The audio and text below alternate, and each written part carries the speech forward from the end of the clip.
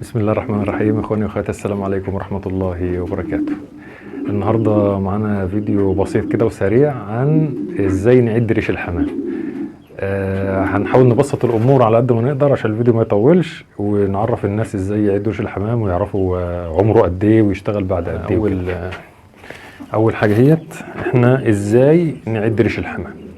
طيب الاول هنعرف الحمى دي عليها كام ريشه. دي كده عليها كام ريشه. اول حاجه نعملها نقلب الريش كده وننفخ، وادي الريشه الصغيره اهي.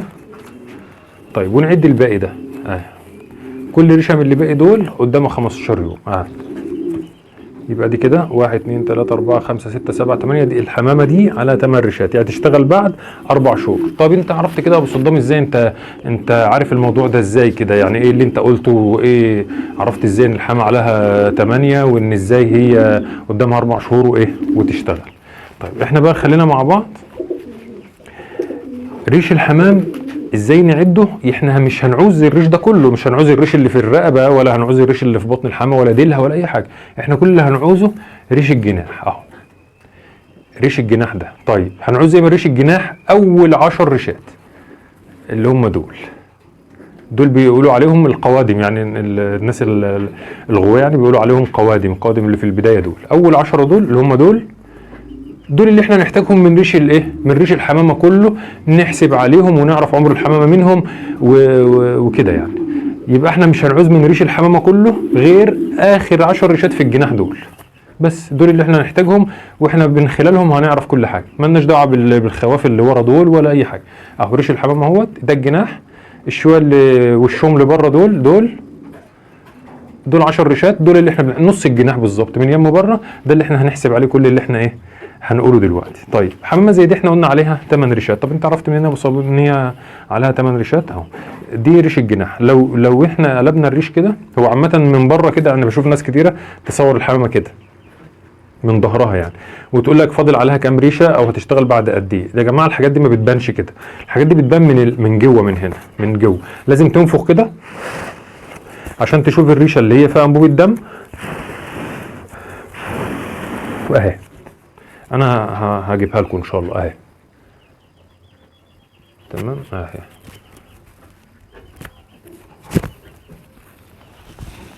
اهي تمام. طيب المعلومات الاساسيه بقى اللي مرتبطه بكل انواع الحمام، يعني كل الحمام مشترك فيها تقريبا، يعني ان الحمام بيغير ريش امتى؟ من شهر لشهر ونص. يعني هو زغلول عمره شهر يبدا يغير ريش. احنا هنقول متوسط شهر عشان نحسبها مع بعض بسهوله، يعني بلاش نقول شهر ونص وكده. طيب هنقول ان الحمام عشان يبدا يغير ريش بيقعد شهر او شهر ونص على ما يبدا يبدل ريش الجناح. طيب ريش الجناح 10 ريشات، لو قسمناهم كل ريشه 15 يوم يبقى في 5 شهور. يبقى الحمام بيشتغل بعد قد ايه؟ بعد 6 شهور. ديت معلومات اساسيه، ممكن تزيد شويه او تقل شويه على حسب التغذيه. يعني لو التغذيه كويسه جدا، فيتامينات كويسه، املاح معدنيه، حد يعني مهتم بحمامه قوي، بتكون الفتره اقل من كده. طب حد مهمل في حمامه وكذا، بتزيد شويه ايه عن كده. يبقى دلوقتي الحمام بيتفطم، بعد الفطام يبدا يسقط الريش. كل ريشه بتاخد 15 يوم. ال10 ريشات ياخدوا 5 شهور. الحمام بيبلغ عند 6 شهور. طيب انا هقول لكم تركايه بسيطه دلوقتي هنعملها مع بعض، هنعملها مع بعض في الحمامه دي، ومن خلالها طبعا. بس يا جماعه الحركه اللي انا هعملها دي ما بتتعملش في حمام الناش، يعني الحمام الزاجل والحمام الغزار. الحركه اللي انا هعملها دي ما بتتعملش فيه. الحمام ده بيتعمل في اللحم الفرنساوي، في اللحم التقيل اللي هو ما بيطيرش يعني.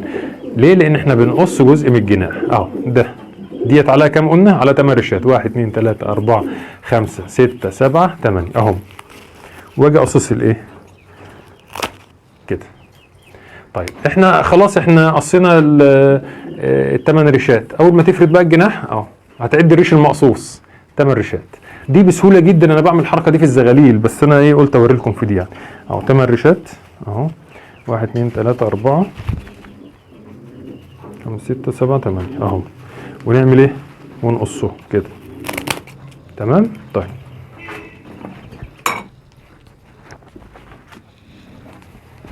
فردنا الجناح ده، هنعد الريش المقصوص 8 كده. الحمامه دي عليها كام؟ 8 ريشات. طب انا بعمل الحركه دي فين؟ مش بعملها في الحمام اللي سقط ريش. انا هجيب لكم زغلول اهو.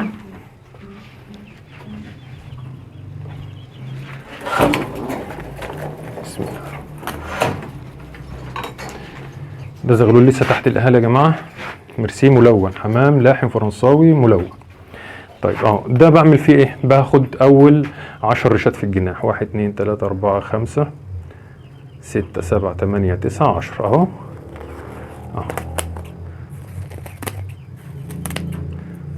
تمام كده. طيب الجناح التاني نفس الطريقه، ناخد 10 ريشات، ادي 5 اهو، دول كده 6 ريشات، 1 2 3 4 5 6، وادي كمان 4 اهو. ده ايه؟ الحمامه دي زغلول. خدت قصيت انا ايه؟ اول 10 ريشات من الجناح. تمام. اول 10 ريشات من الجناح قصيتهم اهم، دول 10 ريشات. طب الزغلول ده كبر شويه وسقط ريشتين، اول ما بفرد الجناح كده بشوف الايه؟ بشوف الثمان ريشات المقصوصين، هو عليه 8 يعني 4 شهور ويشتغل. بس في شويه معلومات هقولها لكم دلوقتي في اخر الفيديو واحنا بنتكلم كده، هتفيدكم ان شاء الله. طيب زغلول تاني زي ده، ده زغلول ابيض خالص اهوت، لسه ما سقطش ولا ريش. تمام. هنعمل فيه نفس الحركه، 10 ريشات، ادي 3 5 2 اهو كده. المعلومه يا جماعه، الحمام النش ما بتعملش الحركه دي في حمام النش، ده بيتعمل في حمام الفرخ التقيل اللي هو بتاع يعني زي اللاحم والكيرنو تكسن رومي كده يعني.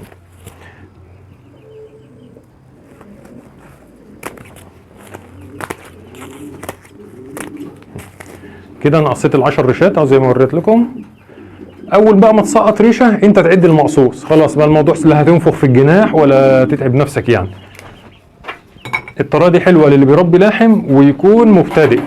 تعالوا مع بعض بقى نشوف حاجات من اللي هي مثلا عليها ريشتين وثلاثه واربعه، والحاجات اللي انا كنت قاصصها بقى وهي زغاليل، عشان نشوف احنا بنعرفها ازاي.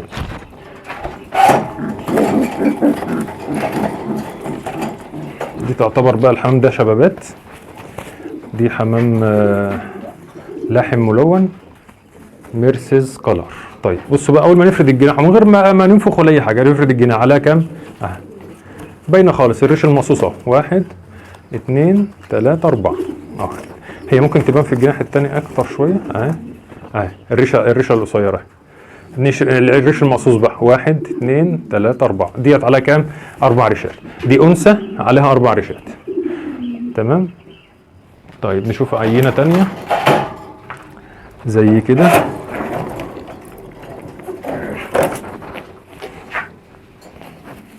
دي على كام؟ اهي باينه خالص الريش اللي طالع الجديد اهو، والريش المقصوص اهو 1 2 3 4 5 6، دي على 6. فخلاص الموضوع بقى سهل، بدل بقى تقعد تنفخ والريشه تكون اصلا كبرت مفيش فيها دم ولا حاجه ونتعب نفسنا. فموضوع القص الريش للزغاليل اخر 10 ريشات بنقصهم، بعد كده بنعد المقصوص، الريش اللي بيطلع خلاص مش مقصوص، المقصوص بقى اللي فاضل ده بنعده ونقسم على 2، نعرف ان هي فاضل لها قد ايه. ازاي؟ يعني مثلا دي عليها كام؟ 4 شهرين تشتغل، دي عليها كام؟ 6 3 شهور تشتغل. طيب هل دي معلومه صحيحه اساسا ان الحمام لما يخلص ريش يشتغل؟ دي معلومه صحيحه؟ صحيح، ان الحمامه كده بلغت واكتمل جهازها التناسلي وتقدر تبيض وتنتج وتشتغل، والذكر يقدر يخصب ويشتغل ويحضر. طيب ايه الافضل؟ الافضل هل نشغل حمامه في عمر 6 شهور ولا نسيبها شويه؟ انا عن نفسي الحمام عندي بيشتغل بعد 8 شهور. اخواتنا في الخليج بعض الناس تواصلت معاهم قال ما بنشغلش الحمامه الانثى بالذات الا بعد سنه، من 10 شهور لسنه، والذكر بنشغله 8 شهور. فكل لما تصبر على الحاجه في بعد بلوغها بشويه تكون وضعها الجسماني اكتمل اكتر وتكون خدت وضع احسن، بيكون افضل يعني مش شرط ان زي البشر بالظبط. هو مش معقول ولد وبنت بلغوا نجوزهم، يعني هي بالظبط زي في الحمام، هو 6 شهور بلغ واكتمل جهازه التناسلي، ولكن كل ما نتاخر عليهم شويه بيكتملوا اكتر وجسمهم بينضج اكتر. والافضل ان احنا نستنى مثلا شهر لشهرين بعد الست شهور الاولانيين وبعد كده نجوز الحمل. طيب انا عايز اوريكم حاجه تانية.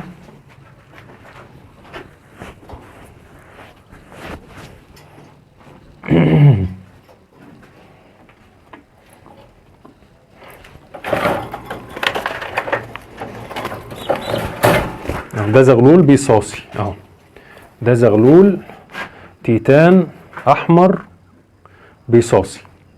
بيصاصي يعني لسه صغير ما كتمش، كتم يعني صوته بيخشن بيعمل صوت حشرجه كده، لكن بيصاصي اللي هو لسه ايه زغلول.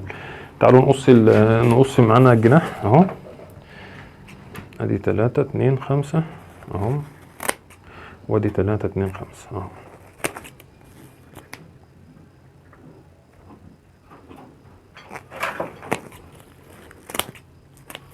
هنا نفس الطريقة، نص الجناح بالظبط، هو الجناح 20 ريشة، احنا بناخد أول 10. ادي 5 وادي 5.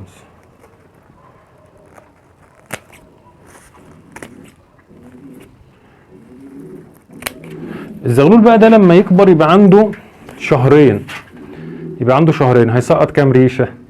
زي ما احنا قلنا في أول الفيديو، هو بيبدأ يسقط ريش وهو عمره من شهر لشهر ونص، هنقول شهر، يبقى شهر ونص هيسقط أول ريشة، كل ريشة 15 يوم. بتزيد المدة أو تقل على حسب التغذية والمكملات. طيب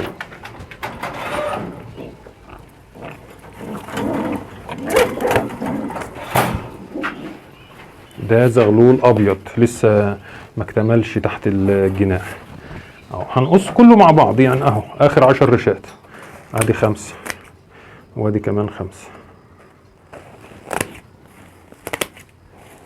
اهو، ادي 5 وادي كمان 5. دي اسهل طريقه لحمام الفرخ يا جماعه، حمام الفرخ يعني اللي بيربي بلدي، بيربي رومي، بيربي زاجل للاكل، بيربي لاحم، بيربي كيرنو، بيربي تكسن، بيربي اي حمام خليط للاكل او زي اللحم كده يعني، او زاجل للاكل او كده، نعمل في الحركه دي عادي خالص. طب لو حمام نش لا، ما ينفعش نعمل فيه الحركه دي. الحمام الزاجل بيبدا يتضرب هو عليه ريشه واحده، ممكن تبدا تضربه عليه ريشه واحده. دي كده كام؟ ال10 ريشات اللي احنا قلنا هنستعمله كده، هيوقع ريشه كل 15 يوم، ريشه في الثانيه في الثالثه في الرابعه، كل ريشه ب 15 يوم، يبقى عمر الزغلول بعد ده ما يكتمل الريش 6 شهور. نستنى عليه شهر ونشغله لو ذكر، ونستنى شهرين ونشغله لو انثى. ودي انا طريقتي اللي واخدها من بعض اخواتي المربين الكبار وبعض الناس في دول الخليج، لقيتها بصراحه جايبه نتيجه، لان انا حصل لي دروبات في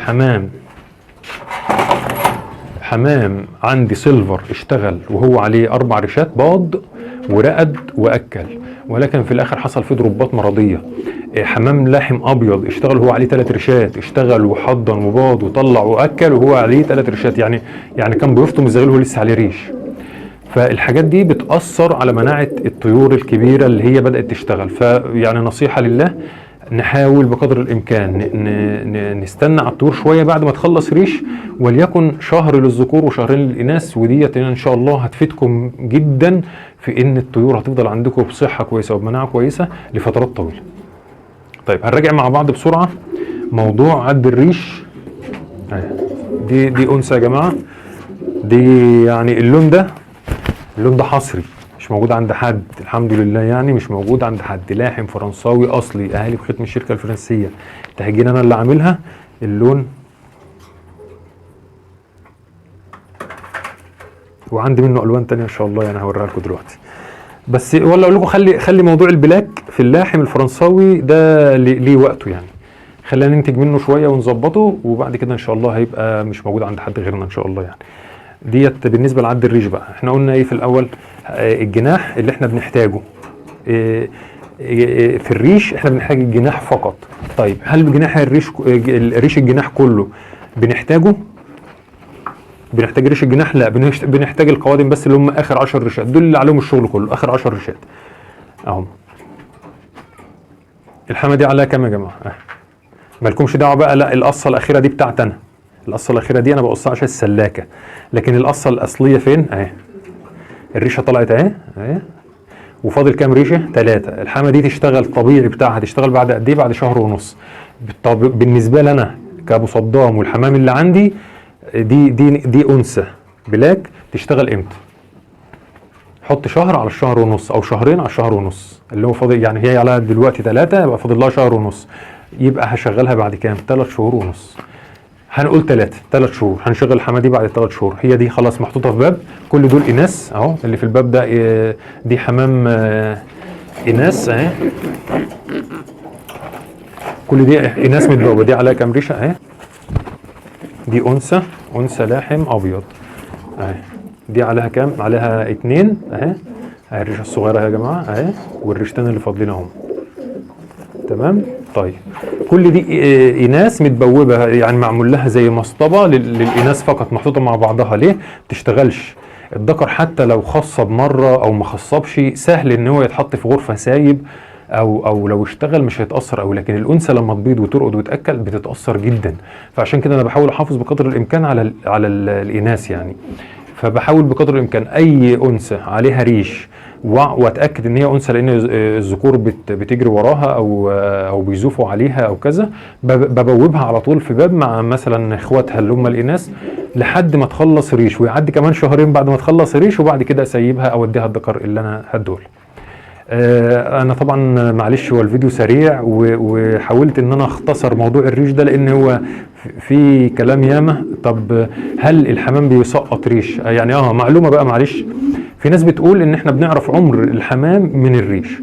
طيب السنه اللي جايه لو وريت لكم اي زغلول من ده، حد يعرف عمره كام؟ يعني انا لو خدت زغلول عليه 5 ريشات وجبت لك حمامه بايته من السنه اللي فاتت عليها بقالها سنه وشويه، يعني مسقطه برضو 5 ريشات في تبديل الريش. لما تيجي تغير ريش كل سنه، الحمام بيغير ريش كل سنه، بيبدا مثلا من اواخر 4 لحد اخر 7، في الفتره دي الحمام بيغير ريش، اللي هو بيغير جسمه كله، الديل بيغير والجناح بيغير، وبالترتيب بنفس الترتيب الزغاليل. يعني الريش اللي احنا الحمام بنقول بيقلش، القلش ده ريش الجناح كمان بيغير، وبالتدريب زي الزغلول بالظبط من اول 10 لحد ما يطلع لاخر لحد الصمه يعني. فهل دلوقتي لو انا جبت حمامه من دول بعد سنه وشويه يكون عليها 5 ريشات، فتره تغيير الريش اللي احنا فيها دي فتره القلش، جبت انا حمامه بتغير ريش عليها 5 ريشات في الجناح، وجبت زغلول عليه 5 ريشات، والاثنين اتحطوا جنب بعض، حد يعرف انهي الزغلول من انهي الشغال؟ اللي مربيهم يعرفهم. ليه؟ ممكن يكون متعصب شويه هنا لانه بياكل، ممكن يكون هو عارفه شخصيا، لكن لو وريتهم لحد ما يعرفهمش للاسف. واللي بيدعي انه بيعرف عمر الحمام من جناحه ده مش كلام صحيح. احنا بنعرف عمر الزغلول من جناحه، لكن الحمامه لو عدت فتره اللي هي بقت شبابات واشتغلت وبعدين بدات تسقط ريش في فتره القلش، محدش يعرف هي عمرها قد ايه. ولو حد جزم ان دي عمرها كذا سنه بالظبط يبقى بيكذب علينا. يعني لو واحد قال لك الحمامه دي عمرها 5 سنين كده محدش يصدقه، لكن دي يقول لك فتره تقريبيه ممكن توصل ل3 سنوات. يعني ممكن يقول لك الحمامه دي عمرها من 2 ل5 كده ممكن نصدقه، من 5 ل7 ل9 ممكن نصدقه. طب الحمام اللاحم معلش برضو عشان انا مربي لاحم وعارف صفاته كويس، هقول لكم وصفه محدش هيقول لكم عليها. الحمامه اللاحم ما بتعجزش بسرعه، يعني ما بتخنشرش زي الزاجل، ما بتعملش هنا فشار على فتحه الانف اللي هو العظم من زي ما بنقول. يعني الحمام اللاحم ما بيعجزش. يعني انا ممكن اجيب لك حمامه لاحم عمرها 5 سنين واحط لك جنب حمامه لاحم عمرها 2 انت مش تعرفهم من بعض. فدي مواصفه من ضمن مواصفات الحمام اللاحم. الحمام اللاحم بيفضل محتفظ برونقه وشبابه لفترات اعمار طويله جدا، ويفضل بنفس كفاءته، ياكل 3 زغاليل عادي، يحضن وياكل وزي الفل. دي من ضمن مواصفات الحمام اللاحم الفرنساوي. شكرا والسلام عليكم ورحمه الله وبركاته.